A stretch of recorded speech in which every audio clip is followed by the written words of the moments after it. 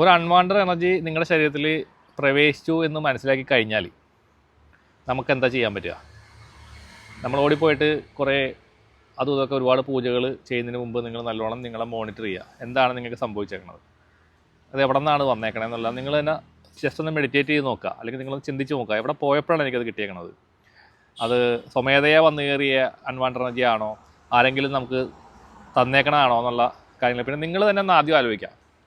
അപ്പോൾ നിങ്ങൾക്കത് ചിലപ്പോൾ ഉത്തരം കിട്ടണമെന്നില്ല, നിർബന്ധമില്ല. അപ്പോൾ അതിനാണ് നമ്മൾ ഈ അസ്ട്രോളജർമാരും താരോയിഡേഴ്സൊക്കെ ഉള്ളത്. അവരുടെ അടുത്ത് നിങ്ങൾ ചെന്ന് കഴിഞ്ഞാൽ കൺസൾട്ട് ചെയ്ത് കഴിഞ്ഞാൽ അറിയാൻ പറ്റും.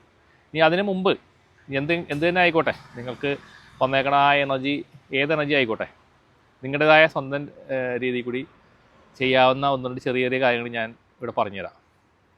നിങ്ങൾ ശിവക്ഷേത്രത്തിൽ പോവുക, അവിടെ അഘോര മന്ത്രപുഷ്പാഞ്ജലി നിങ്ങളുടെ പേരിൽ കഴിപ്പിക്കുക, അവിടെ നമസ്കരിക്കുക, പ്രദക്ഷിണം ചെയ്യുക, പിന്നെ കുറച്ച് സമയം അവിടെ ചിലവഴിക്കുക. ഇത് ചെയ്യുക. ഇനി അത് ചെയ്തിട്ട് നിങ്ങൾക്ക് മാറ്റില്ലെന്ന് വിചാരിക്കും, നിങ്ങൾ മഹാവിഷ്ണുവിൻ്റെ അമ്പലത്തിൽ പോവുക, അല്ലെങ്കിൽ കൃഷ്ണൻ്റെ അമ്പലത്തിൽ പോവുക, അവിടെ സുദർശന മന്ത്ര പുഷ്പാഞ്ജലി കഴിപ്പിക്കുക. ഒരു 40 രൂപയുടെ കാര്യങ്ങളേ ഉള്ളൂ കേട്ടോ. ചെറിയ ചെറിയ പൈസയ്ക്ക് ചെയ്യാവുന്ന കാര്യങ്ങളാണ് ഞാൻ ഈ ടിപ്പുകൾ പറഞ്ഞു തന്നത്. അത് നിങ്ങൾ കഴിപ്പിക്കുക. അതൊന്നും സാധാരണ ആരും പറഞ്ഞു തന്നെ ഓപ്പണായിട്ട് പറഞ്ഞു തന്നെ കാര്യങ്ങളൊന്നും അല്ല അത്. പക്ഷേ നിങ്ങളുടെ നന്മയാണ് ഞാൻ ഉദ്ദേശിക്കുന്നത്. അതുകൊണ്ടാണ് ഞാൻ നിങ്ങളെ ഇത്രയും ഫ്രാങ്കായിട്ട് ഞാനത് പറഞ്ഞു തന്നത്. അത് നിങ്ങൾ ചെയ്യുക. സുദർശന മന്ത്ര പുഷ്പാഞ്ജലി കഴിപ്പിച്ചിട്ട് നിങ്ങളവിടെ പ്രദക്ഷിണം ചെയ്യുക.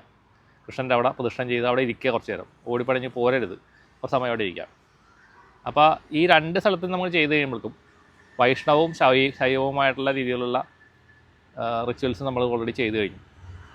ഒരുമാതിരി സംഗതികൾ അവിടെ പോയിക്കോളും. അത് നിങ്ങൾ ഇനി വൺസ് നിങ്ങൾ ചെയ്തിട്ട് പോയില്ലെങ്കിൽ നിങ്ങൾ റിപ്പീറ്റ് ചെയ്യുക. നിങ്ങൾ അടുപ്പിച്ച് 2-3 ദിവസം ഇത് തന്നെ സെയിം തന്നെ റിപ്പീറ്റ് ചെയ്യുക. ഒരുമാതിരി ബാധകൾ പോയിട്ടുണ്ടാവും. ഇനി എന്നിട്ട് പോയില്ലെങ്കിൽ മാത്രം നിങ്ങൾ ഹീലേഴ്സിൻ്റെ അടുത്തും അല്ലെങ്കിൽ മറ്റുള്ളവരുടെ അടുത്തും പോയാൽ മതി. അതുപോലെ തന്നെ അത് ചെയ്ത് കഴിയുമ്പോൾ നിങ്ങൾ അവിടെ കെടാവിളക്കിൽ നെയ്യ് മേടിച്ചൊഴിക്കുക. ഇതൊന്ന് ചെയ്ത് നോക്കാം.